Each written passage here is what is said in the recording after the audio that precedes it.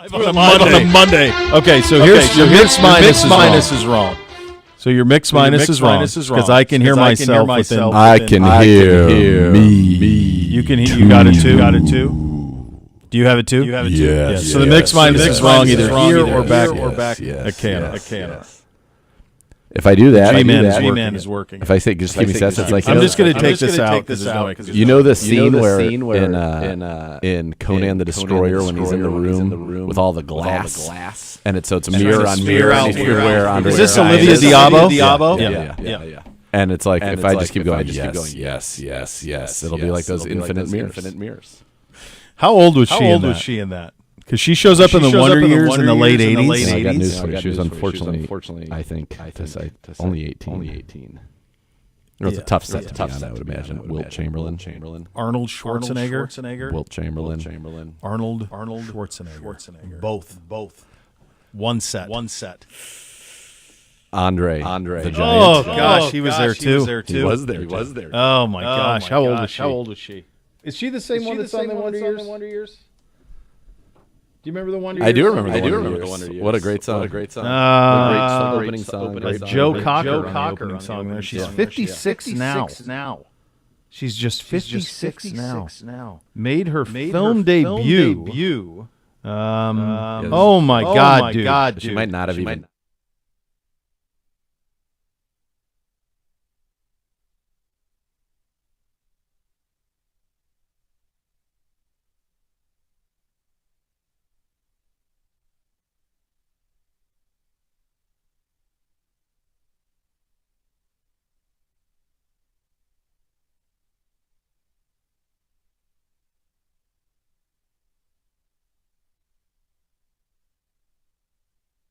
Brutal. Stinks. Are we good, or are we still? I don't know. Are we still doing the thing? Yeah, no. I heard you know we're air? good. Yeah, we're good. Are we okay? Yeah. Are we so good? you and I had. Can you hear me? Yes. Can you hear us? Now I can hear you. Yeah, let me talk in your ear. Let me see if you can hear me. We can hear you. Can you Yeah, hear I me? got you now. Yes. We're good, Kev. Yeah, that was brutal. You are heard. That was a brutal Saturday, Sunday. Absolutely brutal. We had Lax Fest this weekend. We got in until 1 o'clock, and then the city said, that's it, that's the list. And then Sunday it had to be played on turf. But it was just downpour throughout. I feel just sick for the kids. Yeah. I don't know how. I really don't. I mean, I know because my kids are in it, but playing spring sports in this state is just borderline impossible. It's just. That's right. There's just no way around it. It just rains all the time. If you're, I don't know, baseball. I don't know how baseball plays at all. Lacrosse, you can play in the rain. Baseball, you're not. I don't know how you ever get in games. It's terrible. Long. It's terrible. Well, one way that they decided to get in the old pal at Walden is they said, to heck with it. You're playing. You got to play. You got to play. Now, fortunately, I'm pretty good in adverse conditions, and I quickly realized that I had to take 2 clubs more on every shot and just take this kind of like very controlled. Well, because the first swing of the day I had like a long sleeve shirt, a vest, the raincoat, because golf raincoats aren't necessarily like warm. No, and they're not also, for the most part, they're not really truly, they're not like shower proof. They're rain proof, resistant, but they're not, usually they're not like. So I had my Browns storm gear. Okay, so you got a chance, and that's storm gear. But I mean, normally they're not made to like go salmoning in Alaska. No. Or be on one of those crab boats. Like that's not what they're made for. No. Fortunately, we were able to take advantage of the conditions, and Simze and I, we won. We were up 3 after 8, and everybody was so miserable. The other team said, the great Pack and Schneid said, we have had enough. First time I've ever on Friday evening we got we're closed. Yeah, because it was like closed all weekend. First of all, see you next week. Like there was nothing. There was a hole where Simze hit a putt, but it had to go through a river of water on the green, where his ball just stopped in the river of water. I'm like, what are we doing? Yeah, and there's nowhere that he could have moved it to putt without it, unless he just brought it that much closer to the hole, which you can't do. It's ridiculous circumstance. Fortunately, as I said, we won quickly, so we've advanced, and we were only out there for 2.5 hours. I will tell you that it was one of the more satisfying showers of my career getting off of that golf course and coming home and getting into a warm shower was fantastic. I do feel like we should all get a pair of golf shoes for doing this because, like out of the shop, because What are we doing? those shoes are toast. Tell you something else. It's also one of you and I's long advocated work kind of amendments we'd like to have to the work week is a certain amount of Fridays that you can take no matter what. Whenever it may appear, just give like 48, 28 hour, 24 hours notice. Fine. By the way, here I think it just needs to be like it can be any day of the week. If you get like, No, I for example, agree. if it was a good, you had a good Wednesday, take it. you take that good Wednesday. Go live because I don't know what you're going to have in a weekend. Now the crazy thing was Friday, I was bemoaning the weather as we were on the air. It's hailing, Oh, trees it was- are blowing, yeah. you can't see, and somehow at Sharon, I don't know how you did it. I don't know how it was. dude, it did not crazy. rain there. The roads were soaked until you got within like a mile of it, and then they were bone dry. It was as if there was a halo of this sacred, God's umbrella. this sacred land, this absolute beautiful, beautiful place. Yeah. Ball was rolling. It was bone Crazy. dry. It was great. Like, of course, there were some, drives that would not necessarily roll a ton, but relatively speaking to all the other golf I've played here, may as well have been bone dry. It didn't rain there, and then I got back in my car, and as soon as I was 5 minutes away, back in rain. It made no sense. I don't know how that happened. I think I it's, couldn't believe you. I think God's umbrella. There's the only way to describe it. There's no other way for you to. I think the O'Leary clan is. They know what they've paid their dues. They've paid the iron price at times. Yes, I had not heard that story. I've been there a bunch. I'd never heard Unreal that story. story. It's an I hope incredible it's story. true. Actually, I I kind of hope hope so, it too. doesn't. Doesn't really Doesn't matter. Either way, it's the true best to me. story ever. Yeah. So the boys were so covered in mud. The two younger ones played Saturday. I didn't even know how to transport them from to our house. I didn't even know what to do with them. They were just completely covered. So I tried to wrap them in a towel, and I'm just like, just don't move. Just sit in the car. Don't move. So I got them home, and we went Shawshank. I told them to derobe in the garage. Yeah. And Beamsy's like, wait, down to my skivvies? I'm like, yeah, down to the skivvies. All of it. None of this Down comes of in it. the house. And I just went, psh. Now, we have warm water on the hose as well and the garage. Chose not to use it right away. It's a little lesson for the kids. So I hit them with the cold water so they get used to county in case they're ever there. So I gave them a little spray down. I sprayed out their gear. It just was covered in mud. Just Disgusting. streaming mud forever. Then I hit them with the warm to get them in, and they were fine from there. But even last night, NBC played last night. It poured all night. Dude. We played at 6 and 7, and it just rained the whole time. Just soaked. It's rotten. It's awful, man. It's poor- worse than winter. I think it's Oh, worse yeah. than winter because Oh, yeah. winter, you're not teased. Well, right. We've gotten some real teasers, and I think therein lies the problem. We've had some real teasers this year of just beautiful days. And yes, of course, I'd rather have the beautiful days than not have those beautiful days at all. But the You teasers feel are like just, you're out of it. Yeah, you feel like how could it possibly be this rotten again? And then it's like, let me show you. So that part of it, I think, obviously very, very challenging, very tough. Like the kids' match went the full distance. He was out there for 5 hours. in That's it. crazy. I mean, like, a man how? of his means, we'll do it another It wasn't time. even like golf. You were just barely I don't know how you barely played. holding on to the club. How did you? Obviously, you're no cart pass. I mean, cart pass No. only. So you're walking to everything. You're wading to everything. You're wading to everything. I'm surprised the course even could take it on. It couldn't. It was. Well, you guys are doing the thing later this summer. Maybe that's why they're like, oh, the heck with it. Yeah, they're doing a whole reno, so maybe they're like, yeah, the heck with it. But Don't I worry don't about know. it. It's a good- I've never that's a seen good anything point. like it. No, it was crazy. So then Saturday night was prom. Oh, that's right. So you couldn't have beautiful outdoor pictures. Got lovely indoor pictures. The family who was very kind to host kind of all the kids for the pictures in Arden's friend group, and all of a lot of the juniors were all there. And we were at the same place for homecoming, and so they have a very big driveway and everything. But obviously you can't have 80 cars. No. So they have huge grass fields. So last time for homecoming, everybody came in and they had this little kind of back cut through road. There was kind of a little bit of a dirt road, a grass road, but you'd had tires have been there before, and so everybody parked on the grass, and then that's how you got in and out.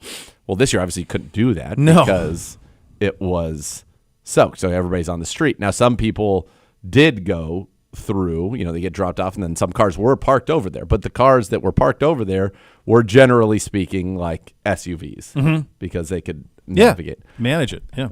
So Easy, the great boyfriend of Artie, lovely young fella, his dad took his car and which is a Civic, and tried to go through there, gets stuck. Sure he did. So he's stuck in the mud. The Wallace dad is, going, or the dad? The dad. Oh, no. I know. Who's a fine man. And so it was kind of one of those situations that everybody was laughing about, but everybody was also really sad about, but all you really could do about it was laugh. And then eventually they got out, but I was laughing. So his wife sent me a picture of him after they finally got the car out. He's like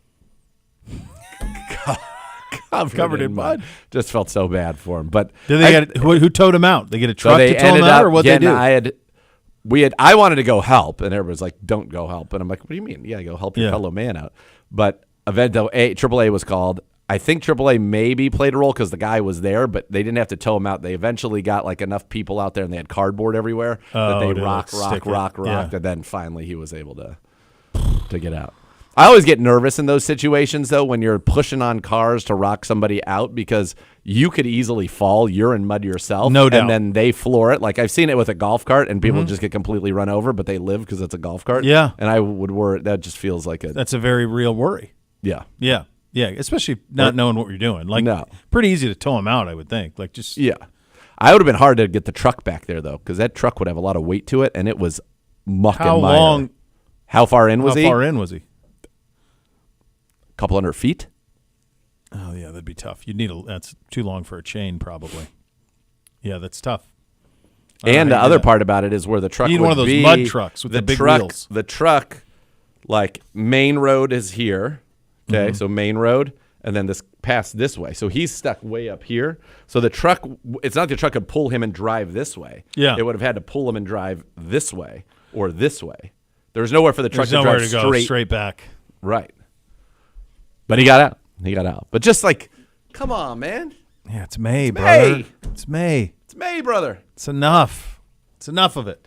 Like, I couldn't believe that Friday afternoon, I thought there's no way I thought it was a fool's errand. Yeah. And Dizio, he stuck to his guns and he said, no, we're going. And went and played 18 holes in 2 hours. Crazy. It was unbelievable. You can do that there, though. Yeah. You can zip around. Unreal. Yeah. And then the next day, I played 8 holes in 2 hours, and one was pure joy and the other was pure suck. Not even 24 hours apart. Yeah. Just ridiculous. So, and this is like, it's so wild. This is, prom was this weekend, and then Arden has her AP test this week. She had AP Bio today. So yeah, Paige she doing knocked that it Thursday, out. So yeah. Good luck that she got that. And so I was, it's just that's a crazy juxtaposition to go from that on a Saturday to Monday taking like a test that if you ace gets you out of taking biology in college. Right. Stakes are pretty big. Got to land those. Feels land like it's pretty big. Yeah, it's a choice, man.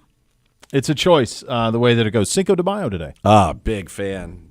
Big fan. Yeah. What do you got? What's the Cinco de Mayo at the Zagura household? Do you guys go out? It's a little muted. The Cinco de Mayo is a big day, but given that we are with child and he's not ready for tequila. No. But the rest of the accoutrements you could do. We're gonna do a chicken fajita spectacular at home tonight. Yeah. Nice. What about you guys? I'm a big Cinco de Mayo. I love Cinco de Mayo. I didn't know what it was until I moved to Florida. Never heard of it. Montana, they're not big on it. Big in California. You might make sense. Yeah. Very little in Montana. I never even heard of it till I moved to Florida. Theoretically, we have lacrosse games tonight to make up. So we're at US at I think it's 6, and then Beamsy plays at 8 o'clock back in town, provided we don't get lightning and everything else. But we're on turf, so as long as there's no lightning, you'll be able to play. Is kind of the way that goes. So we'll probably work something in between. I'd gotten some stuff to make dinner, but I don't think that's going to happen with everything that's going on. Let's do a couple of football things here. Deontay Johnson is official today. Originally drafted by the Steelers, 3rd round in 2019 out of Toledo. Spent time with the Panthers, Ravens, and Texans. First 5 years in Pittsburgh, he was awesome. 391, 4,363 yards, 25 touchdowns. His best season was in 21. He was a Pro Bowler, 107 for 1161 and 8 touchdowns. He was a second-team AP All-Pro punt returner in his rookie season. This is one of those ones. If it clicks, you got something here, buddy. Yeah, that's in a room where you didn't address it in the draft.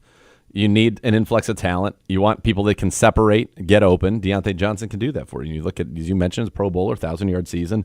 Multiple seasons with 70+ catches, 800+ yards. He's a very good, effective player, and a guy that at times had given our DBs fits. So I'm all for it. If he's ready to roll, he's ready to roll. And I think a lot of it'll be on him. And if he is, he's going to be very, very good.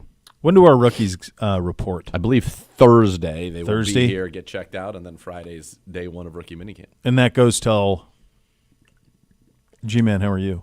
Sunday, Friday to Sunday. Living the dream, man. Are you? Yeah. Yeah, G-Man's all fired up. Did you know G-Man a Pacers fan? I did not know that. Well, he grew up in Indiana. Look at this. How about one more button? Take one more One down. more button. One more button. One more One down. more down. One more down. Yes, there we go. There we go. Yes. What a time. What a time to be alive. Out of senior swag. That's you grew up in he's ready. Indiana. That's He's fair. ready. I was born there, yeah. Born there? I mean, only lived there for a year. Oh, my God. Hold on. You have a lot of memories of that, I'm sure. I thought you Oh, had yeah, these tons. great, Reggie Miller memories that you were basing no, your no, I no. said the fandom Duncan on. Dutchman. No, we were talking about it. Detlef Schrempf. I have young Paul George memories. Young Paul George. God, you're young. I could even give that starting lineup, I think. Mark I'm going to write it Jackson. down, and then I'll see how close you get. Mark Jackson. Yep. Reggie Miller. Yep. Detlef Schrempf. Dale Davis. Yep. You nailed And it. the Duncan Dutchman with an Antonio Davis coming off the Antonio bench. Davis came off the bench, and sometimes he would. And then later on they had our test, but that was Yes, much later. later. But this was you That was the nailed it. five. That was it. Yeah. By the way, Who would have been who was on there? that team? There was really only two people who could shoot. Now everybody shoots in the league. On that team? Yeah, Reggie and Miller, Detlef Schrempf could shoot. Yeah, Detlef Schrempf. That's it. The rest of these cats couldn't shoot. Detlef Schrempf was a fan favorite in my house. Makes sense. Yeah, I mean that's basically what the NBA is now. Who shoots? That's what happened in the Cavs game last night. Was Indiana made 19 threes and the Cavs made 9? He told me, and I couldn't believe this. He said that Nebhard only shot like 20% from 3 during the season. He's a 29% 3-point shooter during Guy's the got a regular beautiful season. shot. I love that guy. Went 5 for 6. He's a last Gonzaga night. kid, right? Yes. Yep. Yeah. I was like, get that kid on the Magic. Yeah. That's your project. You get Paolo Banchero. I feel like I should be the Magic's GM. I would have the Magic in the You're there quickly. second round of the playoffs every year, knocking on the Eastern Conference Finals door easily. Yeah, it just kind of comes down to that. It's like, are you good? Or who's going to hit more They're threes scrappy. tonight? And you they're can't both have- going to shoot 40 threes. You can't have 50. By the way, that was the first game in I think 91 or something like that the Cavs did not make double-digit threes. Yeah, You also 9 of can't 38. You also can't have 50 shots between Mitchell and Ty Jerome.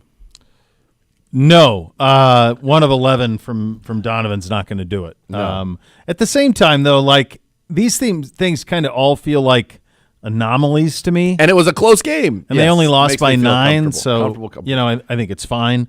You just don't want teams to get very. You don't want them to get you know what I mean? Do Confidence. you think that this Cavs team has the city by the throat the way the LeBron teams did? No, Me either. no, but I think they are very popular and rightfully No, so. for sure, and deservedly so. They're great. Yeah. But I do think that, in a way, from an NBA perspective, we were so spoiled by LeBron because for the majority of his career, if he was on your team, you felt like you could win it. And this is a more traditional thing to build. I mean, this is similar to what Boston did with Tatum and Brown and stuck with them, and eventually it paid off. Yep. There's a little Golden State to it. Not to say they're going to win 4 titles, but there's a little Golden State. Like, stay with your guys and let them grow together. But I do think we were kind of spoiled by LeBron and just this notion of like, if he's on the team, we can go win a championship. Let's go do it. I Us think against this team can- anybody. I don't know that this I team think they to can me win a doesn't. championship. Maybe we'll see. To me, I'm not. They don't feel like it to me. It feels like Boston's going to be a problem for them. I actually thought Indiana was going to give them a little fits too, just because of the matchup. And then OKC feels like it's on a wholly different level. That's what's interesting about the NBA is that it very much is a styles make the fights, and matchups that are tough are certain teams match up with other teams Yeah. better than they match up with the rest of the league. Now, the Pacers, after their slow start this year, were a very hot basketball team. They were the fourth best team, basically, over the last half of the season. What's interesting about this one, too, is the Cavs and the Pacers never really played a real regular season game. They had a home-and-home, I think in January, they said, where multiple guys were injured on both teams. And then at the end, they played a home-and-home, basically, when the Cavs had already clinched and nobody was really trying. Yeah. So you haven't really gotten a good matchup. They just have a lot of people that can hurt you, and they're very solid. Now, the one statistical anomaly to me in this game, and I'm curious to get your take on it. You watched it bell to bell, or I saw some? no. Okay. Fourth quarter because we were Okay. lacrossing. So I watched this game tip to finish. Yep. Mobley was the best player on the floor when he was on the floor in this game. Okay. I felt like he was 9 of 13 from the floor, 2 of 5 from 3, 10 boards, 2 assists, a couple of steals, scored 20. But his plus minus was minus 20. That's odd. He had the worst plus minus of anybody on the Cavs. Donovan was second, minus 19. Donovan didn't have a good game. Evan Mobley had a great game. So it's just that to me was a real kind of stunning thing that I took away from this game. The other one was, and I haven't watched him in a while, Miles Turner cannot move. Just simply He can't run. No. Like, it looks like he's in pain. But he had a nice game. I mean, everybody on their team can shoot threes. They've got some Or they did last night anyway. Halliburton, Nembhard, Nesmith, and Mathurin. They've got crazy names. They're solid, and they're scrappy. Now, they're not going to shoot that from 3, and Get the a lot Cavs of aren't going to length, shoot too. that from 3. And Cavs D, though, has to get better. They give way too many uncontested shots. I think it was one of the highest percents of uncontested shots they'd given up this year. It's just wild to me, though. This is I think if they don't, I think they'll win big. Was it tomorrow night? Yes. They win big tomorrow night, and then everything will be fine. Did you? And I know this isn't a sport of choice for you, but did you see what happened in the Winnipeg St. Louis Blues hockey game? G-Man did. This is the sport of choice for me. So yes. Okay, so there's a I minute. did not. All right, Winnipeg's the 1 seed in the West, one of them, division winners. Game 7. Yep. They're down 2 goals with about a minute and a half. Minute 56 left, down 2. All right, down 2 goals with a minute 56 to go. That's over. That's good night, Irene. So they tie it, or they get 1 goal down at 1:56, right? Or when's the point where they get it? Yeah, to, I shortly thereafter. It's, Nemesnikov scored with like 1:20 left or something. okay, minute and a half left. They're down. They've cut it to 1. Okay. But still, come on. They score with 3 seconds left in the period. Kind of a blue line, throw it at the net and let's see, and it goes in. They then win in the second overtime. They played another 30-some minutes of hockey and win in the second overtime. Is that one of the most It'd be like improbable losses in playoff hockey history? it'd probably be like, I'm trying to think, like an NFL team. You know, what's that game we lost? The Jets game. That's Jets what game. came to mind for me. Yeah. Great. Yeah, when you go, Thanks there's for no bringing way. that up. Yep. That was for Beamsy's birthday. I took him to that one. Yeah, but it was like, there's no way you're losing this. Yeah. And then, wait, what? Yeah. They recovered an onside kick, and then then again. What are we doing? Yep. Let's get off the field, boys. And that's kind of what this was like. Like, you just never see it. It never happens. A couple other things. Did you see the numbers for the Kentucky Derby? No. The rating for this? Huge. 22 million at its peak. It averaged 17.8 million. Is that one of the biggest ever? I don't know if it's one of the biggest derbies ever. That's what I I'm mean, guessing there derbies. was probably one in the 70s that had 50 million people because there were 2 things on TV, but that's a staggering amount of people to watch. I think NBC, the network, not my 13-year-old, does a superb job of telling the story, Oh, yeah, it's great. the journalism around it, the storytelling and the interviews and the stuff around the Kentucky Derby, the mix of pomp and circumstance and horses and trainers and characters. They just set a beautiful picture for it. They really do. And How about- it's very satisfying. How about Tirico? Didn't even get to call it. No, so he did the Today Show this morning. Yeah, I saw it. And there was some sort of a peanut Yeah, issue. a nut. Yeah. Yeah. Which is The guy who did call it did a great job. he did. Yeah, they were ready to go. I mean, they have so many folks that are so capable, and the broadcast was awesome. The race was awesome. Oh, it's great. Those two horses were the two best horses, and they go toe-to-toe down the stretch. I mean, it's everything that you want. It was great. Wasn't it sovereignty over journalism? Sovereignty over journalism, yeah. Felt pretty appropriate. Great headline on Which is ESPN this morning Pretty good. or Yeah. yesterday. Yeah.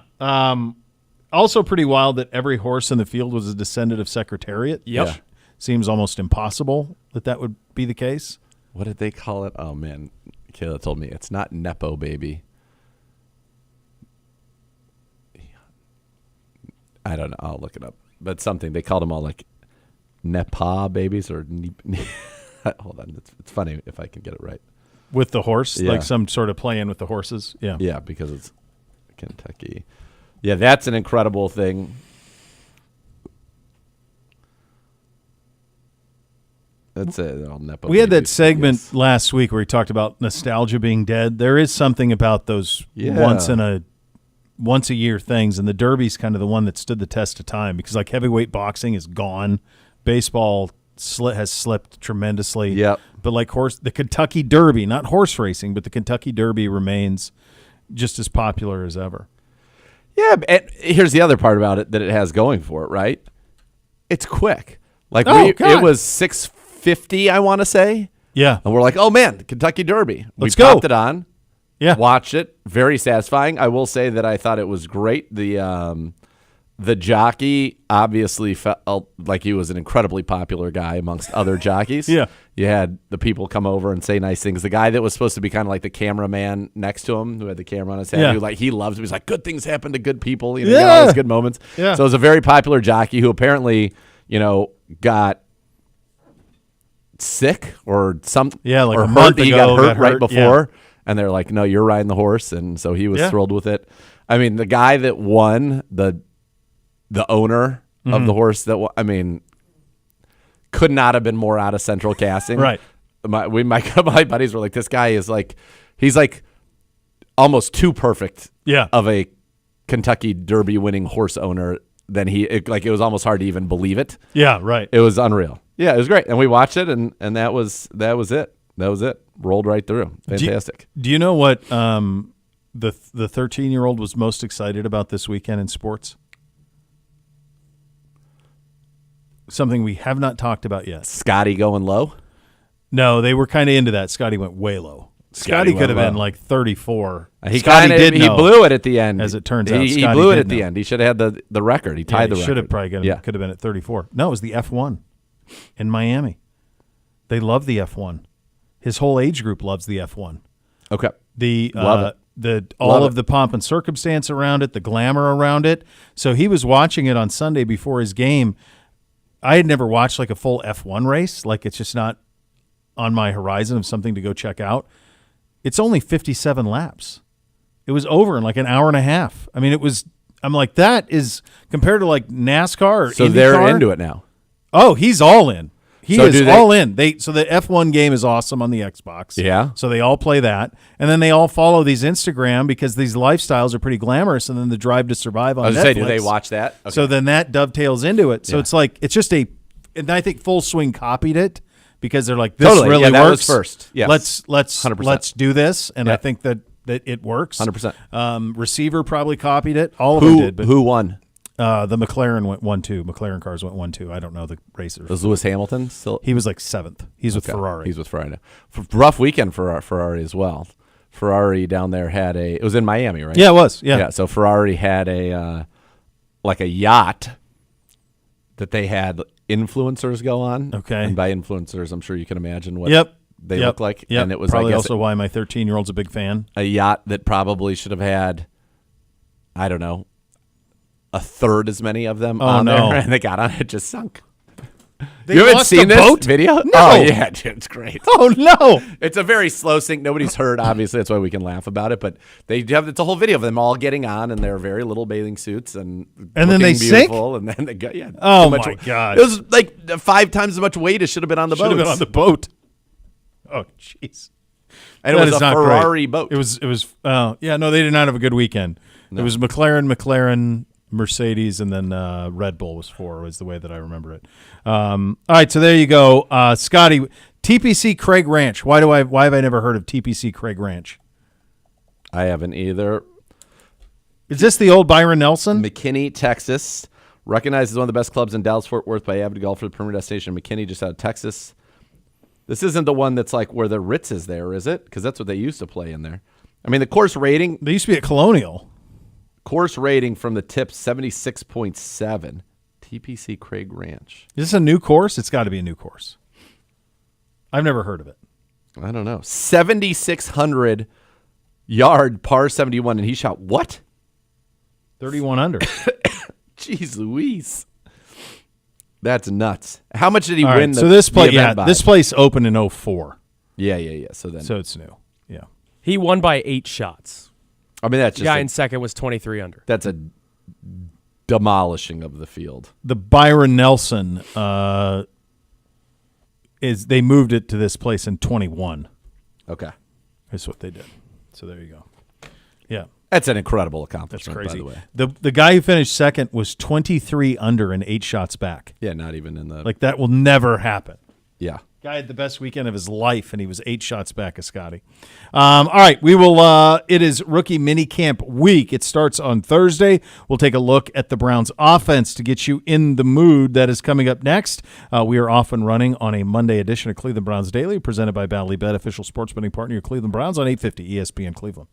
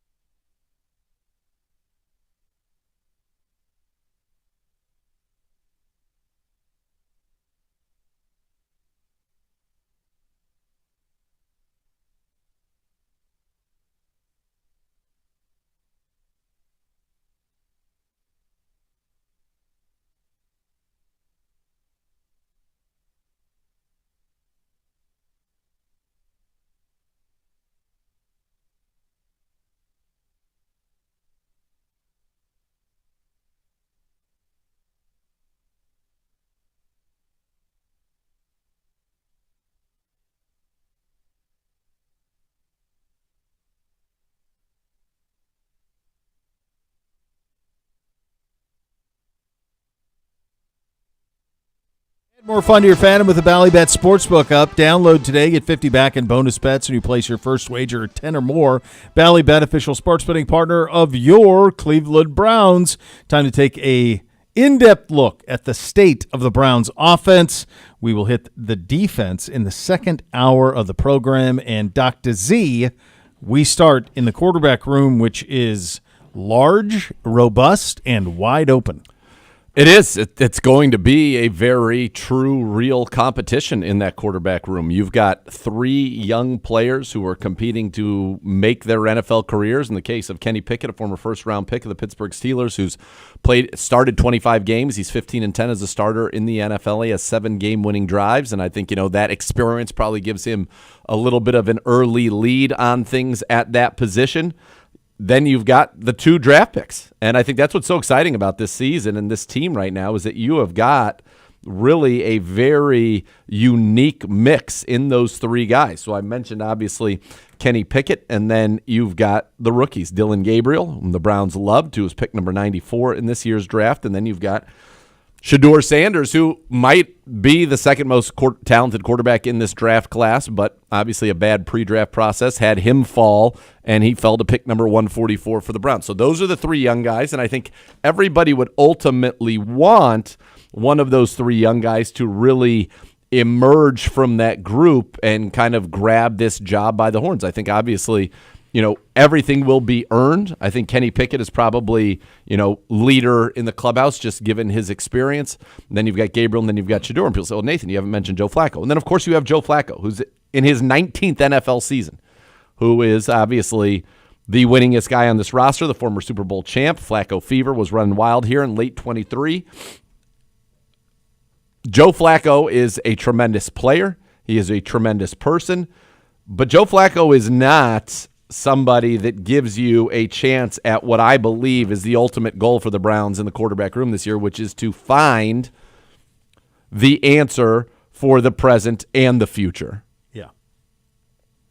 And outside of his 4-1 year with us in 2023, the last season in which, Joe Flacco had a winning record in an NFL season was 2017. So we had a magical, magical time. He absolutely can sling it. The turnovers are still a little bit of a problem, but Joe Flacco, I think, gives you some stability. I think he's going to give you some mentorship. He gives you kind of that experience in the room and helps round out that room very nicely. And could Joe Flacco start games for the Browns this year? Absolutely. It feels more likely, though, that this is a year about trying to answer, can Kenny Pickett, can Dillon Gabriel, can Shedeur Sanders be the answer and allow us next year to select perhaps the best receiver in the draft in Caleb Downs, or the best tackle in the draft in Caleb Downs, or the best tackle and the best receiver, the best whatever it is, 2 studs in next year's draft and not have to address the quarterback position. To me, that feels like that's what we're after here in this season at that position. And of course, we want to win games. Just to give you folks some perspective, Kenny Pickett will turn 27 in June. Yep. So he's 26 now. He'll turn 27 in June. Gabriel's 24. Shedeur Sanders is 23. Quite honestly, one of, this is just my personal goals for this season is to see a lot of all 3 of them. Yeah. I'd like to see them all start some games. Unless somebody just grabs it by the throat and you're like, wow, we're dude, rolling. Let's go. But if not, then I want to see what all 3 of them have, because I think the most important thing that you've got to sort out is, do you have an answer at this position on this roster? And if you don't, then next offseason is very, very different. But you have 3 swings at this thing, bites at the apple. There's 3 of them, and they're all young. I mean, Shedeur's 23. He just turned 23. Yep. Gabriel doesn't turn 25 until December. So, he's young, relatively speaking. So if any one of those 3 pops, they could end up being the long-term answer. Decade plus. Yeah. Yes. Yeah. And I think that's got to be what the goal ultimately is. Yeah. The running back room was addressed bigly. My in the guess draft. is you Go end ahead. up keeping 3 quarterbacks. Could you keep 4? Of course, but my guess is you end up keeping 3. Do you think do you think it's possible for 4 at the beginning? Yeah. That's kind of my lean. Maybe 4 at the beginning, and then you'll have to make some tough decisions. There could be an injury somewhere around the league, too, where somebody needs somebody. Sure. Those type of things could play That's out. what Aaron Rodgers is waiting on. Do we think that? I think that. Otherwise, why wouldn't you be signed? You can't be like, I don't want to do. It's one thing to be Michael Strahan and say, I don't want to participate in the offseason program for the Giants, a team that I've been on Yeah. the whole time. Yeah. I know this defense. I know. Blah, blah. You're coming to a new team. Yeah. I also think Michael Strahan maybe has a little bit of humility, and it doesn't feel like Rodgers has any. No, I don't believe that he does. So to me, it just feels like if he's going to play, that's a mindset for getting a body right that you'd have to be completely locked into versus waiting on an injury that may not occur. I mean, you might not get one. I think his mindset could be that, and that's the other thing. No, you just might not get that. History would say you probably will get that. Yeah, last year it would have been Tua went down for a little while. Were there any permanent injuries last year at quarterback? The Tua one would have been huge. I mean, he could have. Did he come back or was he done? No, he didn't finish the season. Did We he go played away Huntley when they played us. That's right. It was Huntley. That's right. I couldn't remember. He's been hurt in so many seasons. Yeah. I couldn't remember if last year he came back or not. So that's the one because we said we'll go get Tannehill. That was, or us last year with the Watson injury would have Right. been another spot where you lose somebody in the middle of it. But yeah, I mean There's typically one or two a there's year. usually one. Yeah, but then you got to make sure it's a place you'd want to go. But like Burrow 2 years ago, he could have That one. slid right in there. If something happened to Stafford, then you'd go right in Yeah. there. That's easy. But yeah, it's very specific circumstances you're looking Very. for there. Very. The running back room is loaded, buddy. Yep, and I think we'll go 3 here. Again, this could potentially be 4, but obviously Judkins, Sampson, and Jerome Ford with the restructuring. Now, Jerome Ford's contract is also very tradable at this point.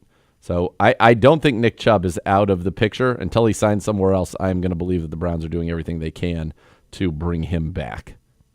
And I look at the Ford thing as saying, no, here's some more money that we have now. But I could be looking at that incorrectly. But that's where you are there. But this is going to be fun. And I would imagine that it's going to be a lot of Judkins, Sampson. And then right now, the way that the room's constructed, Jerome Ford will be your third down back. Yeah. Because he understands pass pro. He can handle all of that stuff for you. And he's a good special teams player. So your running back room, if nothing happens there, could be set. Obviously, we all want Nick Chubb. I want Nick Chubb. And every day that's there and he hasn't signed somewhere else. We look at it. I believe that we're in the mix. Yep. All right, receiver, is this room solved? I think that's going to be dependent a lot on Deontay Johnson, because if Deontay Johnson is Deontay Johnson, the good productive player we've seen, I think you have 4 locks. And my guess is you'll only have 5 receivers this year, and then Thrash, Michael Woods, David Bell, Caden Davis will all be battling for one spot. It's not a loaded. I think I'd like one more in here. What's our guy DPJ doing? Is he? I don't know. Is he out of the league? I don't know. Is he on a roster? Amari is currently nowhere. Mari's nowhere. No, DPJ did not play in 2024. He did not play? How's that possible? Just wild. They had He's a fictive guy 839 here, and man. 3. The year before he had 597 and 3. Wow, Yeah. that's wild. Wild. So he got cut in Detroit, and then that was it. Yeah, let me see what he did, if he was on like a practice squad or anything. He was on their practice squad last year. That's wild. Yeah, so to me, this room, I think you need a little bit here. Or you need Cedric Tillman to go. Yep. You need him to really go a little bit. Tight end room looks pretty solid. Chief at the top, and then you add Fannin. Yeah, and my guess is this is going to be a 2 to 3. You know, they like Blake Whitehart, what he showed last year. You got Trey McKitty, who was I think I want to say a 3rd-round pick. Let's see. Trey McKitty. Yeah. In 2021, yeah, he was a 3rd-round pick of the Chargers in 2021. He's appeared in 34 games in his career with the Chargers. So you got some other guys who are competing, and then Brendan Bates as well. I don't know that necessarily. I think you got 2 that you really like there, and that's pretty much it. Bates appeared in 2 games for us last year. He has no catches in his career. On the offensive line, we begin in the middle at center, and Posick, of course, the starter, but Whippler returns. You got to remember, Whippler, before the injury, they loved him. Loved him. So he does come back. It's kind of a star-crossed position, like Nick Really Harris, is. Whippler, significant injuries in those young guys that they've really liked at the center position. But I think right now you could Posick and Whippler, that'd be 2 of them there. At guard, the two stalwarts return, Bitonio and Teller, and then you need Zach Zinter to come along behind him. Yeah, you really need Zach Zinter to take a big step forward in his second year, the third round pick of a year ago, who was overmatched. Strength was not where it needed to be. Jenkins is a guy who has started a lot of games in the NFL, gives you that valuable depth behind him, and that's kind of where I see all four of those guys. Tevin Jenkins, 45 games, 38 starts in his career. He's played all along the line. He can play tackle. He can play guard. He can do it all. It was a second-round pick of the Bears, 39th overall in 2021. So I think that you're going to have four of those guys, and then I think three tackles. And Jenkins, you look at as kind of like a guard emergency tackle, and tackles will be Conklin, Dewan, Cornelius Lucas. And my guess here is that what you really need is the health of Conklin and DeJuan Jones. I think it's critically important. Yeah, I think big picture, in order for this not to be like focus number one in the draft next year, is you need 17 games or close out of DeJuan Jones. I think even if you tackle, get that, it still could be because Conklin, and then Cornelius Lucas is an undrafted free agent who's been so good that he stayed in the league since 2014. Yeah, you need a lot of health luck there, and then I think you need Zinter and Whippler to really come along this year because Joel contemplated retirement this offseason. You just don't know how much he has left. You need to have a little bit of future planning here on this offensive line. You need these guys that you've drafted, or Whippler was an undrafted free agent, but Zinter and Jones, who were drafted, Jones a fourth rounder, but plays like a first rounder when healthy. You need to see them play this year, and you need them to be good. Otherwise, next offseason, you're going to be rebuilding the offensive line. And that's why I already have mentioned that. I would love to be able to get an impact weapon on offense or defense along with, a tackle, but I feel like that's probably going to be a priority for the Cleveland Browns going into next year regardless. Conklin was drafted in the 2015 draft. It's been a while. He's not, or maybe 2016 draft. 2016 draft. He was on that team that beat Ohio State and Columbus. Yeah, so he's going to turn 31 before the season starts. He's battled injuries, got 12 games out of him. The last time he got 16 games out of Jack Conklin was 2019. And unfortunately, what has been a bad trend is he's been on an every other year. 15 games in 20, 7 in 21, 14 in 22, 1 in 23, 12 in 24. So hopefully he can, we can get that out of him. And then to your point with DeJuan Jones has the ability to be a top 10 tackle in this league, but unfortunately he's only been able to give you, 21 games in 2 years. All right, so I think, as we're connecting some dots here, I would like to see something else in the receiver room to supplement if there's opportunity. And then I think anything available on the offensive line, you need to be ready to pounce on any of that More on stuff. the tackles than interior. You're pretty loaded as long as, you assume that if Whippler's healthy, you're in a pretty good spot on the interior of the line. And that's area I don't expect them to do much at. They obviously have a lot of belief in Conklin and DeJuan, but yeah, if there was a tackle that came available that made sense that could be a this year and beyond, that would be something certainly to look at. And those guys just typically don't become available. No, they don't. Were you surprised we did not address it in the draft? I think that had things fallen differently, for example, had Connerly or what was the name of the big tackle from Ohio State who I think went 32nd? Simmons. I think maybe if one of those guys made it to 33, maybe, that you get that there, and I think that's possible for sure. I'm trying to see who's still out there free agent wise. I know it's not much, but if there were, ESPN does not make it easy with their free agent tracker. No. Best available. Let's do that.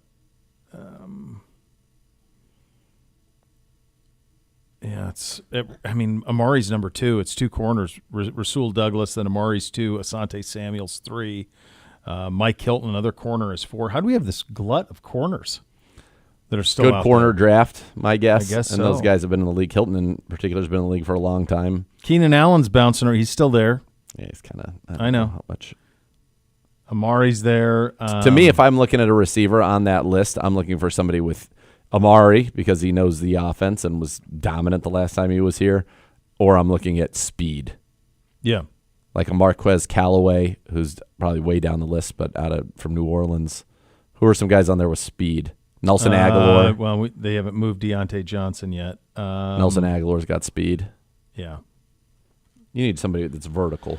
You need a burner for sure. God, it's interesting. It's amazing. Like Jed Wills is 11 on this. I've not heard a single whisper about Jed Wills anywhere. And I know at one point in the offseason, we're like, well, maybe you could bring him back. That doesn't feel like that's in play at all.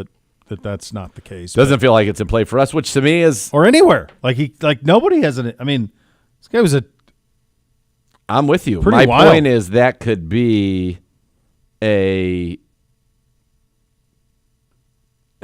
he could be a solution. He could be a solution. Obviously, there are reasons nobody Yes. would know him better here. It's unfortunate, but apparently he's 26 He's 26 years old. He was number 10 overall pick in the draft, and he's started, I think, close to 60 games. Let's see. Yeah, his career pass block win rate is 92%. Yeah, 58 games, 57 starts. Look, there are so many optics with it that were bad. I get that. I'm not making the case that based on everything we've seen that, Jed Wills has to be here. The case that I am making is that he is talented. He's turns 26 May 17th. He is young. Yeah. 26, and he's played 4 years in the NFL and started 57 games. That if he's going to figure it out, I'd rather have him do it here than go be a 10-year tackle somewhere else. Now, it feels like And maybe this is a reality check for him, too. Who knows? He's not. Or not. Yeah. Hard to say. But it's I haven't heard strange. I haven't heard- anything about him. Not for us, not for anybody. No. Nothing. Not a word. Second hour of the program coming up next. We kick it off going around the league. You're listening to Cleveland Browns Daily, presented by Ballybet, official sports betting partner, your Cleveland Browns on 850 ESPN Cleveland.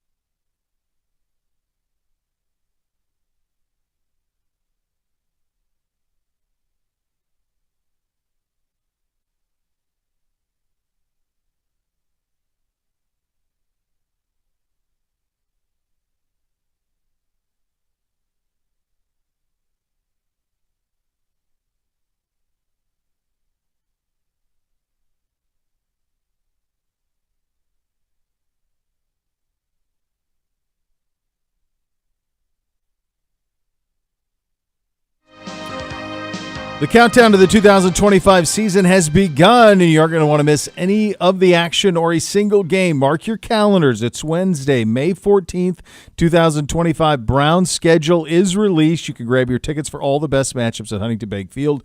Visit browns.com/tickets to be notified when tickets go on sale. Time to go around the league, presented by Leaf Filter, official gutter guard of your Cleveland Browns. Washington, D.C. is going to host the 2027 NFL Draft. It will be done on the National Mall. That'll look nice, buddy. Some good drone shots of that one. It'll look beautiful. That'll be a great backdrop. Yeah, the Washington Monument will be right there. It's going to be fantastic. Do you know you're going to have Lincoln at one end of it. You're going to have Lincoln, Washington, and the cross is Jefferson, White House. Yeah, it's awesome. Love the Jefferson. You know who's going to Memorial. go 1-2 in that draft? Do I? Yeah. Jeremiah Smith and Archie Manning, probably inverted. Arch Manning's going to go 1. Yeah. Jeremiah Smith 2. So I got it. College football. They don't call me college football Nate for nothing. If I were to give you that duo in that order, what odds would it take for you to bet something significant on it? Because the odds are it's not going to work that way. One of them will get hurt or they won't live up to hype. No, that would be plus odds anyway, and that there isn't another quarterback. That's the Yeah. more of a threat to Jeremiah Smith being there is that there is another quarterback that teams want. That would go 2. Yeah. So that could be like a DJ Legway from Florida. That could be a Julian Sand out of Ohio State. Could be. What if Drew Aller says, you know what, I want to stay and get tons of NIL money and be the king of college? Isn't he would he be a senior? Isn't he a senior this year? Yeah, I don't think that would be possible. He's a senior this year? Yeah. Yeah. 4th year in Happy Valley. Why didn't he come out? I think was it the performance I against think Notre the Dame? performance against Notre Dame. I think NFL people who didn't watch him So all year. who else is a good So you need like quarterback going in their junior year? Well, that would be so going into sophomore year is what you need because you got to get to 2027. So you have to Yes. have 2 years of eligibility left. So that's Legway Okay. at Florida. That's Julian Sand at Ohio State. Those are the highest ranked guys. Will Lenora Sellers be this He's upcoming this year. draft? He's this year's draft. Is Sellers. It'll be Sellers, Beck, Aller, provided Beck can Nussmeier. get healthy again. Nussmeier, who I don't. A lot of people have him like in these way, way, way too early mocks at like number 1. Miss Watch. So You'll Aller's see. a senior this year? He's in his 4th year at Happy Valley, I'm pretty sure. Yeah, he came out of Medina. His freshman year at Penn State was 2021. Yeah, so 21, 22, 23. Yep. Yeah. So he's in his because he sat behind was it McSorley? Might have been, yeah. No. Clifford. Sean Clifford. It was Sean Clifford, yep. Yeah. And- Clifford held off Will Levis and Yep. then Levis transferred to Kentucky, I think is how I remember that. Yeah, he's going in his 4th year. Yeah. Wow. Well, a lot of people think he would have gone number 2 overall to us, but what I would say is, and look, he's a Northeast Ohio kid. He's a Medina kid. It's an unbelievable great size. story. He's got great size. But like he did the smart thing. First of all, I don't think he would have gone 2. I think there would have been all sorts of holes that would have been poked in his game. He at times can become a little bit of a check down Charlie. He at times can put the ball in harm's way. But this is year 2. This will be year 2 in the same offense for him in State College after they kind of bounced around a little bit offensively. I think he'll benefit tremendously from that. And I think he's got a chance to be top 5 next year. I don't know that he would have been there this year that high. Notre Dame game was tough for him. Yeah. Yeah. Tough sledding. But that'll be really cool to see that there. The Patriots have inducted wide receiver Julian Edelman into the team's Hall of Fame, the 37th player to receive that honor from New England. We have our first rookie who has signed, Chiefs tackle Josh Simmons. We just talked about him. Actually became the second first-round rookie in this year's draft to sign. 4 years, $14.65 million for him, the last pick in the first round, the tackle out of Ohio State. He had a chance to go in the top 10. Probably would have if he didn't got hurt. If he hadn't gotten hurt, he would have been a top 10 pick at tackle. Yep. That's a really nice pick for the Chiefs. In other rookie news, Abdul Carter won't be wearing number 11 for the Giants either. Phil Simms retired. Number 11 will stay that way after the quarterback was outvoted by his family. Oh, my gosh. This is a good point out of you, G-Man. Why can't this dude just pick his own number? So he wanted to wear 56. Lawrence Taylor said, nah. Don't think so. So then he pivoted to 11. Sims initially said he can have it if he asks. Then apparently Sims's family said no. Yeah, it's like, dude, just create your own legacy. Find your number. Make yourself a household name. Like, there's no need to reinvent the wheel here. I don't get it. Also, it tells you where we are in terms of a news landscape that this is like a story. We're looking for anything, brother. Yep. Yes. I'm trying to see. All right, so here's what's available. Well, this is why he's struggling. All right, Giants have obviously an incredible fan base, incredible franchise history. Number 1 is retired. Number 4 is retired for a Tuffy Lehman's, retired number 4. Mel Hine is number 7, is retired. Eli Manning, so they retired 10. Holy cow, they got a lot of them. Phil Simms with 11.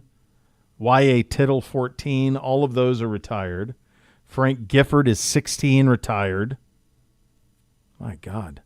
That's a lot of numbers. That's Buddy, why I'm not even halfway there. I mean, That's why do the patch. I know. You wear 56. It has a Lawrence Taylor cool silhouette. You know, every player who has it gets their own cool like silhouette, right? And that's what you do.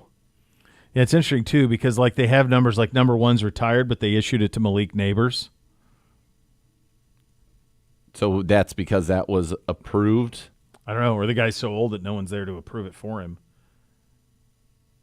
Well, that's it. I mean, I don't know. He could wear 51. That's kind of a good linebacker rush number. Yeah. That's out there. What's left in the 90s? My guess is he can't wear – no. Yeah, there's not much in the 90s available either. 92 was Strahan. That's retired. Yeah, there's not much. A lot of their stuff's taken. They got like 10 numbers retired. That's what have the You're silhouette. going to run out of time, man. Have an NFL, have like somebody who does the silhouettes. Could be by team. You could do it however you want. You have a big patch on 56 would say like Lawrence Taylor or LT, and you have a silhouette of him like, you know, some famous LT picture, and you put on the jersey, and that's why when kids do it, and those things should be in Madden, and when kids take them, it's like, oh, that's Dad. Who is LT? You're going to keep their legacy alive. It's so simple, and it doesn't even have to be like if the NFL doesn't want the patch to be huge. I like your idea of just a silhouette. Just have a silhouette of LT with a 56 on the shoulder, and you're good. Right. That's it. That's it. That's it. And then you can wear it. But, like, this notion that, like, Chris Sims was like, oh, Dad, no one can wear 11 again since you wore it. Yeah. It's What do you ridiculous. care? Yeah, right. Phil Sims isn't a By the way- Hall of Famer. But also Phil Sims should be the one who makes that decision. Well, I think he's copping out a little bit, don't you? Yes, absolutely. I can't imagine that his family's like, oh, Dad, they can't have anybody wear your number. So did you see you have the Belichick stuff in here? Did you see what they're doing at Carolina now? They're hiring a separate PR. They're trying to hire a separate PR position to move his book and to help him with this firestorm. You don't say. You don't say. I always think it's interesting when people who – how would you describe Bill Belichick's handling dealings with the media over the years? What would be the word you'd use to describe Contentious. it? Okay. So if you have a contentious relationship with the media for 2+ decades, That's right. and now all of a sudden you want them to be kind and rosy and fuzzy to you so you can sell a book and so kids will go to the University of North Carolina, and they don't reciprocate, Yep. now you're shocked? You I get don't what know. you give, Not bud. only that, and you he get put what you out the give. statement saying that they did this, and then It's crazy. they were actually like, no, you didn't agree to this. It was a wide-ranging interview. That of was all. course. It's CBS News. Yeah, they're not. Like, It's journalism. it is. Like, what are we doing? It's just. It's one of those things where it's like sometimes you just wish that people would. This is one of those situations where like, what everybody thought of Bill Belichick 5 years ago. Yeah. 3 years ago even. Mm-hmm. It's just to see it, he's now become like a punchline a little bit. For sure. It's awful. Yeah. Sometimes you need to know when to hold them, know when to fold them. know when to walk away, know when to run. Like sometimes you got to know when to walk away, Yeah. and he maybe just should have done that. I think I he was could driven by the ego of Brady winning without him. He really thought he was going to win that. He really thought that he could replace Brady before Brady could go somewhere and win. And that was not how the league works. It became a point. I mean, this is just reading the Wickersham reporting a lot of it, where it was really more about Belichick than it was even Brady. I don't know that Brady was like demanding anything for Bill, No. but Bill wanted to prove that he could do it without Brady. It's wild. It's wild. It also is just, I think, a very... It's just such an unfortunate thing to see. It's just the way that it's gone down has been just so, I don't know. It's like I said, he went from being so revered, the Patriot way and all of that, and now he's kind of like being made fun of for basically being controlled by a 24-year-old. You got Portnoy, who staged a sit-in Sit-in. at the NFL headquarters Yep. saying, blink if you're okay. Yep. That's how far we've fallen on that thing. Yep. Speaking of coaches in interesting spots, Michigan's head coach Sharon Moore's in an interesting spot. So Michigan self-imposed a 2-game suspension of Moore. This stems from the Connor Stallion Spygate stuff from a couple of years ago that occurred over 3 seasons. Michigan went from we're going to fight this no matter what to maybe we did have a couple of things we did. Now the crazy thing about it is they've chosen games 3 and 4 because their second game this season is against Oklahoma. So they don't want Moore to miss that game. So he's going to coach the first 2 weeks, and then according to Michigan, he's going to be sitting out the Central Michigan and Nebraska games, which is just comical. That's what they decided to do. They're going to get hit more stiffly by this for sure. Moore's going to feel the brunt of it because they can't get Harbaugh anymore because he got to Danny Ocean and leave after stealing everything. So that's kind of the way that it works. I talked a lot about this today. I don't know what is an appropriate pound of flesh for this. I really don't. I don't know what you do with them. I don't know that anybody cares if Sharon Moore is suspended. I don't know that cares to Buckeye fan or to Michigan State fan or anybody else that was aggrieved by what Michigan was doing here.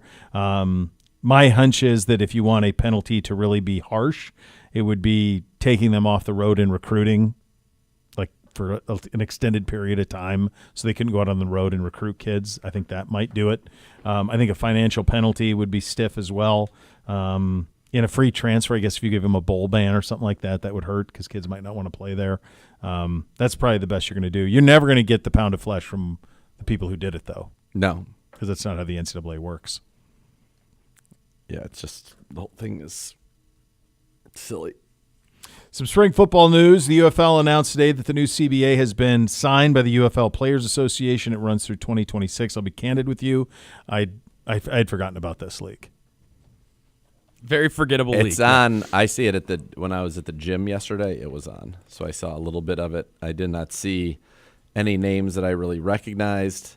So I'm going to tell you something. Shedeur Sanders, if we had a partnership with the UFL, would benefit if we had a designated team, like if there aren't enough teams for all 32, but let's say that like us, San Francisco, Minnesota, all the wide zone teams had like a UFL affiliate that you could send your rookies to.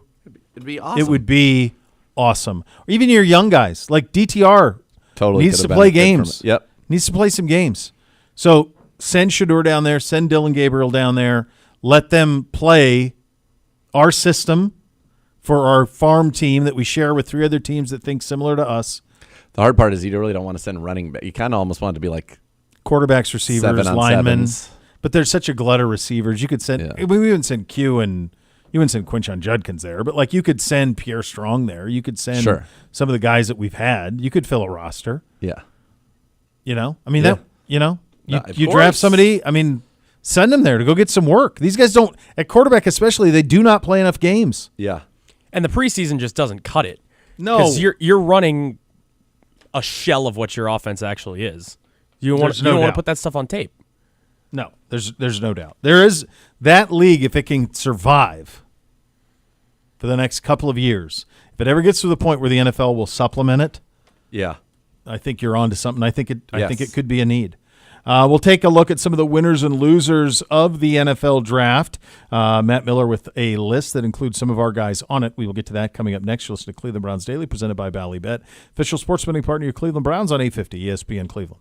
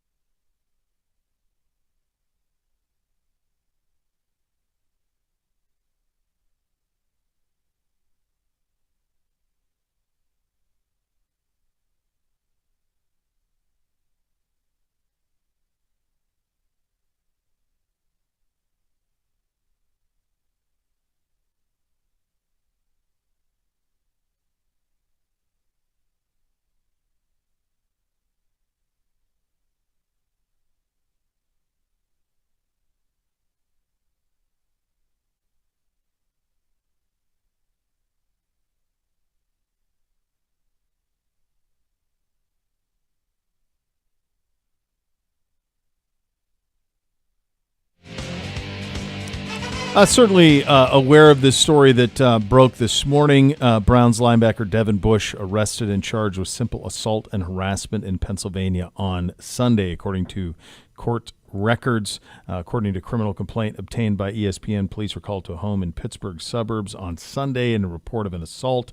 A woman who identified herself as Bush's girlfriend said Bush assaulted her and took her car keys. Officially, we're aware of it and looking into it. That's kind of where we're at with it. Yeah, that's right. Yeah. They are looking into it. They are aware of it and looking into it. Yeah, there you go on that. All right, so G-Man, we have some winners and losers from the NFL draft. Matt Miller of ESPN with this list. Do we have Matt on in the lead up to the draft? I don't remember having him on. Yeah, we did. At the combine, maybe? Combine. Did we have? Yeah, but not in the sense. direct lead up. Yeah. I think we had him like 2 weeks ago, didn't we? Did we really? Yeah. Was I I feel like off, we did or- talk to him. It was on a Monday, yeah. I wonder if I was out. Spring break, maybe? Don't I know. don't remember talking to him. All right, so he's got 5 of our guys on the list. Yes. Who's he got at number 1, G-Man? He has Luther Burden from the Chicago Bears. I like that. Had him ranked in his final ranking as the 13th best prospect. The Bears got him with the 39th overall pick. He's got Will Johnson at 2. Will Johnson's going to be interesting. He was hurt at Michigan.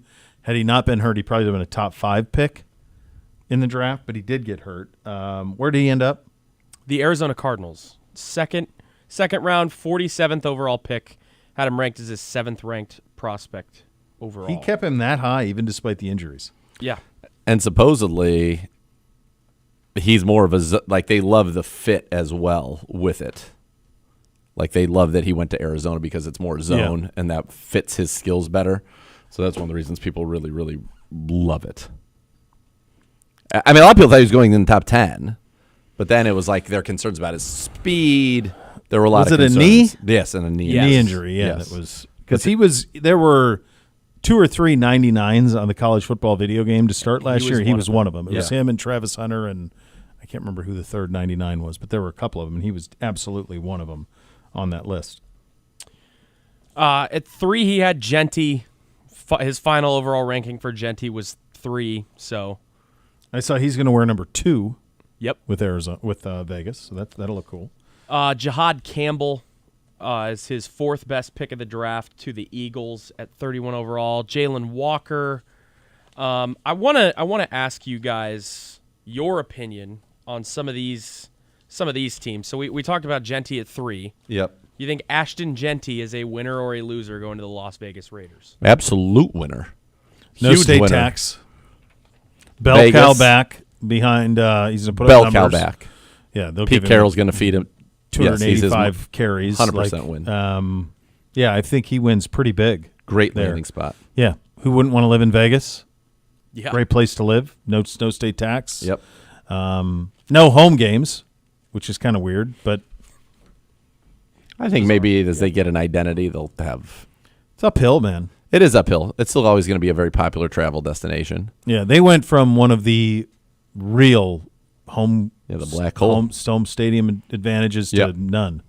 I wonder if that'll happen with the A's too, when they go there. Probably. If that'll happen to them, that they end up being although who goes to Vegas in the summer? Here's the other thing. They weren't drawing in Oakland. But wasn't that more about just the complete dissatisfaction with ownership? Part of it, yes. Because Are that they was at drawing one in point. Sacramento? It was a hotbed, but that was like 80s, and you had another run in like the early 2000s. If you could redo it, is there a location in Northern California where you would put the A's and they could have thrived? Yeah. You just could have built them a new stadium. In Oakland? Yeah, right Yeah. where the current one is. Yeah.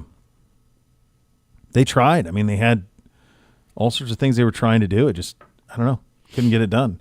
But they also didn't have ownership that was willing to write the check for the stadium, right? They wanted state funding. And once the Rams did it without state funding, nobody in the state of California is going to do it with funding again. Yeah. Wait till the Lakers have to do something with Staples.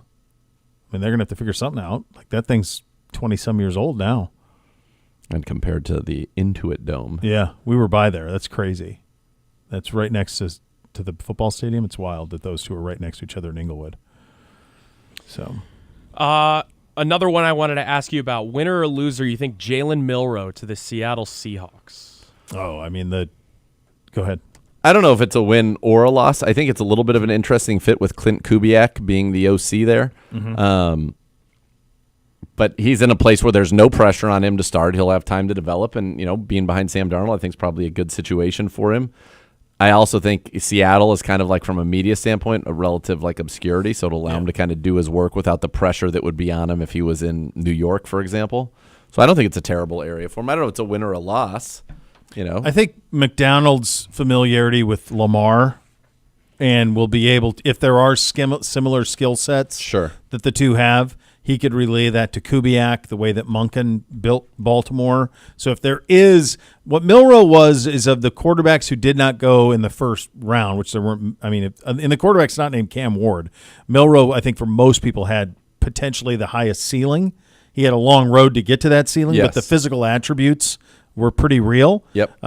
His arm's big, his legs are real, all of that. So in the right spot, and that might be it, because Darnold's going to play for the next 3 years, minimum. So chill, learn how to be a pro. He's kind of the poster child, along with Quinn Ewers, of what would have happened had they just stayed. There's actually a story, I think it was in The Athletic this weekend, on Quinn Ewers and his fall to the 7th round, and like how his agent thought he'd be a 2nd-round pick. And then there was all this talk that part of the reason he fell, similar to Shedeur, was like, if you're going to be a clipboard holder, can you handle that with a name that big? And that was part of the reason that he fell. But Quinn Ewers being a 7th-round pick is pretty crazy. It's wild when you think about it. Listen, and if you're Mike McDaniel, that's great. You get a guy that's a very good ball of clay. Yeah. That you can try to coach your way, who has been probably would be very open to being coached, fall into the 7th round. Well, right. I mean, and he went, so he had Ryan Day for 3 months, and then he had Sark, who's a pretty dang good offensive mind in of himself. So, like, it's interesting, but he could have made $6-7 million playing college football last year and decided to go to the NFL instead. Go ahead, G-Man. Another one was Omarion Hampton to the Chargers, a pick that I kind of thought was interesting just because they signed Najee Harris. But it's the more you hear about it, it kind of sounds like they're trying to do the Lions thing where they've got, Sonic and Knuckles or whatever they call it, with how they did Montgomery and Gibbs. Mm-hmm. So yeah, that's an interesting one. It is a copycat league. I'm just pulling up the Chargers depth chart. And they put that UFA tender on J.K. Dobbins, too. This is going to be all Omarion Hampton. He is going to get every opportunity to be the absolute hammer for Jim Harbaugh. They gave him number 8. So they have him. They actually already have him penciled in as the starter, Najee the backup. Najee got $3 million. Yeah. Now, Hampton is going to be that. He is going to be the guy. So they got Ladd McConkey. They took Trey Harris in the 2nd round this year. It was big on and then the outside. Mike Williams. They brought Mike Williams back? Must have. Yeah. Yes, they did. He's got to stay healthy, and it's weird. He really didn't do much anywhere else. No. Yeah, but you see what they're trying to do. It makes sense what they're trying to do there. Yeah. You got another one? We can just touch real quickly on what Matt Miller had. So he had 5 of our guys. He had Shedeur at number 10, Yep. Mason Graham at 23, Quinshon Judkins at 41, and then Dylan Sampson at 44, and Carson Schlesinger at 53. Have we sorted out our numbers yet, the rookie numbers? I think Graham's wearing 94. I think that's all we know. Mason Graham's wearing 94? Yes. Okay. Yeah, we haven't, because a lot of the other teams in the league have already done it. Yeah. Like the Steelers have Will Howard in 18 already, and they got Jack Sawyer in 33. But I haven't seen anything from us yet in terms of – I know that Kevin is usually pretty specific about those single digits not going to rookies unless veterans don't want them. So there's, kind of all that stuff. It's going to be interesting to watch, though. Yeah. It's well, one of those 2's available, 8's available. If they get a single 12. digit, then you know that it's going to be okay. Like if they get a single digit that was always number, you know that rookie's going to keep that number. That was always my my feeling on at Ohio State. Was which kids did they give single digits to? Those are the ones they love. Yeah, love them. So anytime I see like someone at Ohio State like kind of bust through, and they're wearing an odd number, like Joshua Perry wore, for example, wore like 37, or like Tyvis wore 23. Like they're given that. Yeah. 23 is a pretty cool number, 23 but is a like great number. you want it to be a single digit. Yep. So available for us, 1 is available, 2 is available, 8 is available, 12 is available, 16 is available, 17 is available. Those are the single digits in teens. So we have quite a few. Yeah, we got some. Curious to see the way that it goes. That's what I'm. I would assume Dylan would wear 8. He wore that at Oregon, provided a veteran doesn't want it. The big question will be around 2, which is obviously a coveted number, and Shedeur wore it in college. So how does all that work? Quinshawn wore 1 at Ohio State. I misspoke last week. I had him in 2. Emeka wore 2. He wore 1. I think he wore wanted 4 at Ole Miss. 5? 5's available? 5 is available. I think that's what he said. There was a video where he was talking to Corey about it. About what one? Yeah. And basically it was like, all right, give me your backup. When they gave him a single digit, he's like, okay, give me another one. I think Fannin took 89 in that video, or asked for it. Asked for it, maybe. Yeah. Or 88. Is 88 available? I think it's in there. I always Should like be. 88. I think 88 is pretty cool. Looks like 22 is available. You're not going to give 24 to anybody.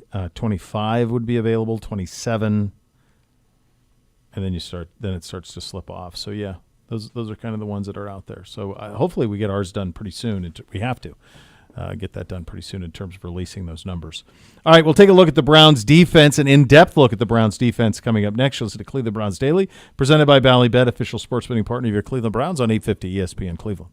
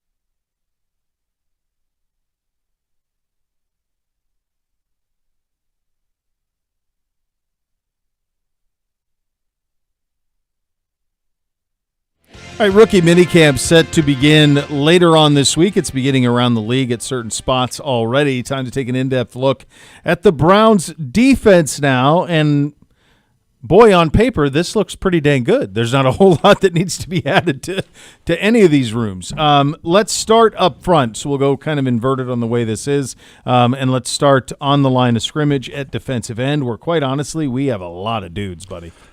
We've got right now 1, 2, 3, 4, 5, and then they signed Okwara as well. And Cam Thomas played very well for them last year, and as did Ellerson Smith. So I think right now you've got, I think 5 is going to be the final number. I think Garrett, McGuire, Alex Wright, and Joe Tryon-Shoyinka are probably locks. Obo feels kind of like a lock, and Okwara. So maybe Obo, Okwara, and Tryon-Shoyinka are competing for 3 guys for 2 spots there.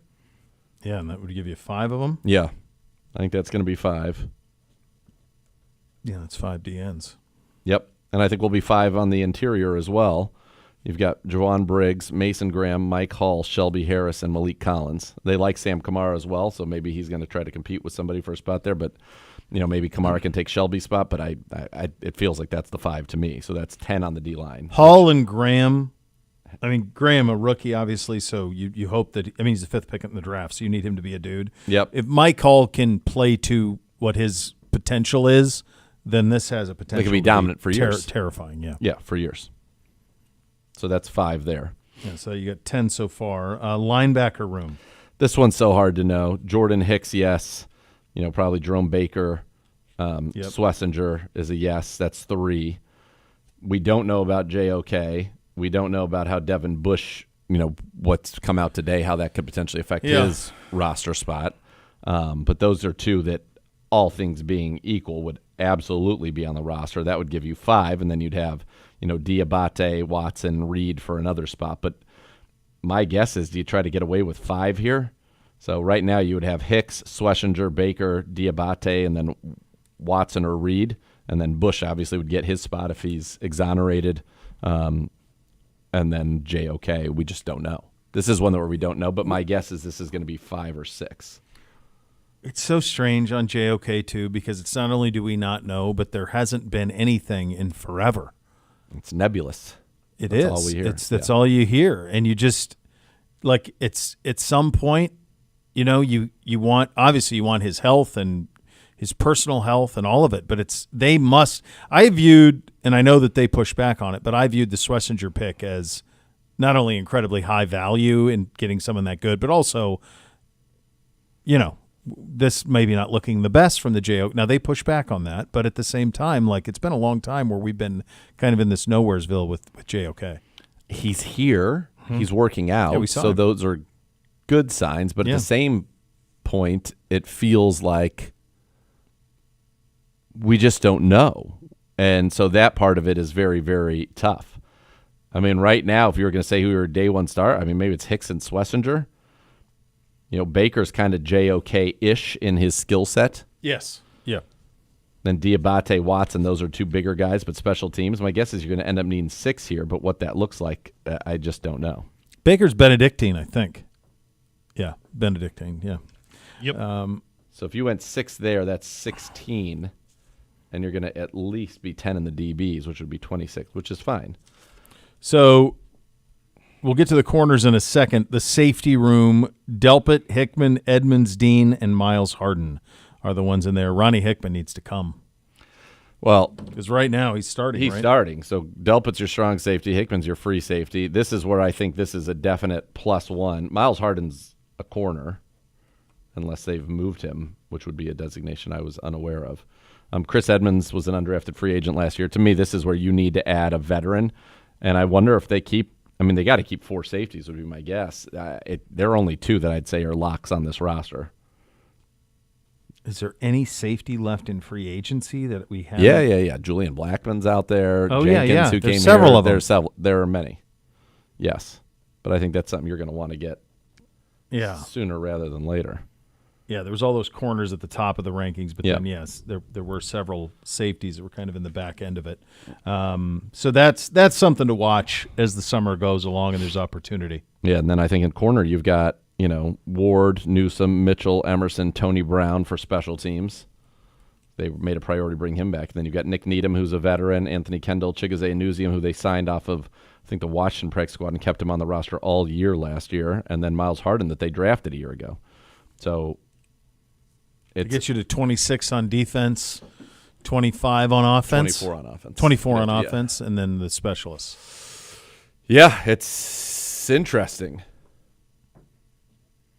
It's interesting. There are like the starters on defense outside of just the linebacker room because that's a health related thing. You're in a pretty good spot. Your defensive lines are in a great spot, like great spot. I think your corner's in a great spot. Safety, I think you need one more, and then linebacker, you just have questions. You have JOK's question, then we now have, in light of what's happened with Devin Bush, there's a question there as well. So this summer, in terms of kind of positions that you'd probably feel like you could add to if opportunity presents, and just need to add to, safety would be at the top of that list. Yes. Wide receiver would be at the top of that list. I think you need to add another name, and I would like them to add another player there. What did we settle on in terms of the number of wide receivers? Did you say 5? That's what it feels like to me. I mean, I don't know. It just depends how many you go with quarterback and receiver. I mean, obviously you could always end up with 6, but if Deontay Johnson is Deontay Johnson and you're good there, it's Judy Tillman, Deontay Johnson, and DeAndre Carter. Now, history has said that whoever the Browns bring in to be a return specialist does not make it to the regular season, so we're hoping, knock on wood, Yeah, that has been the case for a while. that doesn't happen for DeAndre Carter, because I think that's where he would fit in, certainly. And then the other would be tackle if something presents themselves there, but usually there aren't many of those guys out there. And if there's a third tight end that they could get excited about, I think that's something. But that's like that's a minor position, a guy that's a really good blocker, but then also can play special teams. That could be something that they would be interested in as well. I'm going to tell you something else. There is it's going to be a very different rookie minicamp. It's going to be a very different mandatory minicamp for Kevin Stefanski. He's never had one like this. No. You don't see this much in the NFL, where you've got a bunch of guys that need to work in. You have a blank slate at quarterback, truly blank slate. I mean, none of the guys that are here that are going to compete were here last year. So I've heard that this is going to be a highly populated rookie minicamp, because remember, you can have like first-year players can be there. Yeah. You can have tryouts. I think it is going to be highly populated, and one of the reasons I think that is because 2 of them are quarterbacks. You were going to want to be able to do some throw it. 7-on-7 and 11-on-11 stuff. So I think this is going to be a far cry from a few years ago where there were more coaches than players out there by position. Yeah. I mean, we had a rookie minicamp where I think we had like 5-6 players. Oh, yeah. Like where the offensive line, Dewan was just working Yeah, it was with Dewan's offensive rookie coaches. year. Yeah. So we've had for a while that situation. This is not going to be that. I think this is going to be heavily attended and will be a lot of people there so that you can get some real looks. I do think that obviously there are some challenges with this roster, and this is a transition phase, as ownership has said, as Andrew Berry has said. I do think this will be a shot in the arm for Kevin and the coaches. I think there's a great deal of excitement to mold this the way that they want to, and I would imagine a rookie minicamp with 20 guys running around converse with 5. I think it could be more. Could be double that. That'd be awesome. Be a lot of you got to see. Yeah, and it's a way to get reps for your quarterbacks. There he is, Tony Brown. Speak of Look at him. that guy. Say his name, and he appears. The great Tony Brown. Yeah, you need to see Gabriel and Sanders spin it a lot. Yeah. Cruising around. Look at the Come man. on, man. Look at him in Look at those that guy. He looks shoes. great. No shoes. He's very just Oh, out he's there loving barefoot. it. Out there, and he's loving it. You barefoot guy or you sock guy around the house? Slippers? What do you do? So we take our shoes off. Same. I like to get barefoot. Me too. Yeah, I'm and then always barefoot. I have an UGG house slipper that I'll throw on if it's cold. Same. We have an exact same routine. I don't like sitting around in a sock. I cannot stand a sock. No. As soon as it comes off, as soon as I'm in for the night, they're off. A lot of times where I walk in, like that's where we have kind of like our cubbies and jackets and shoes and all that. There's the washer and dryer right there. So a lot of times, so that I don't just end up in sock, when I take the shoe off, I'll just socks right into the washer. I like that move. Yeah, just Just be done with it. I mean, Yeah, I can't stand well, I'm it. not putting them on again. So I see my kid, the boys, they'll walk around in the socks. I'm like, what are you why? doing? Feels Let so 'em breathe. restrictive on your toes. Can't Ugh. stand it. Let them breathe, boys. Gives me like the. I don't like the heebie-jeebies. sound of carpet with socks either. No. Well, are you all carpet everywhere? Or are you carpet? No, and quite a bit of hardwood, So are we. but still, like the basement's carpet. By the way, and I like when you get a nice plush carpet. Yeah, your toes really get get in there. It's You can nice. you feel it move around a little bit. Yeah. All right, there you go. It's Rookie like mini. people who wear socks with like thongs or flip flops is, Yeah, we call them. Yeah, but a thong is different than a flip flop it is. And we called them that as where I grew up. Was we called them thongs too. because it's a thong. It is It's what even inspired the other. the undergarment. Correct. Yeah. Same. Yeah. So much more to come. You listen to Cleveland Browns Daily, presented by Bally Bet, official sports betting partner of Cleveland Browns on 850 ESPN Cleveland.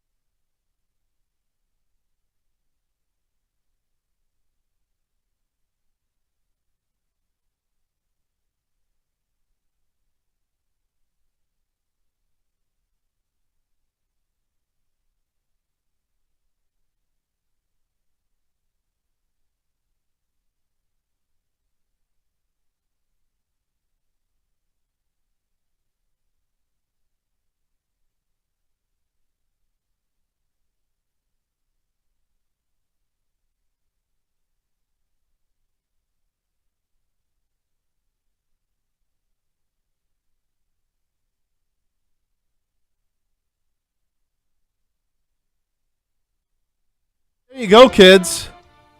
Hopefully it stays dry this afternoon. Although I know there's some thunder showers in the forecast, but hopefully it stays dry out there. It's Looks okay raining now. right now. Oh, it is, isn't it? Oh my God! I just looked out. It's raining It's raining right now. God Almighty! Rookie minicamp get here quick enough. That'll be on Thursday. You have 30. that to look forward to, which is nice. Friday. They're reporting Thursday. Friday, they're going out there. Good job out of you. The next level is coming up next. Thanks for listening, buddy. Cleveland Browns Daily, presented by Bally Bet, official sports betting partner of your Cleveland Browns.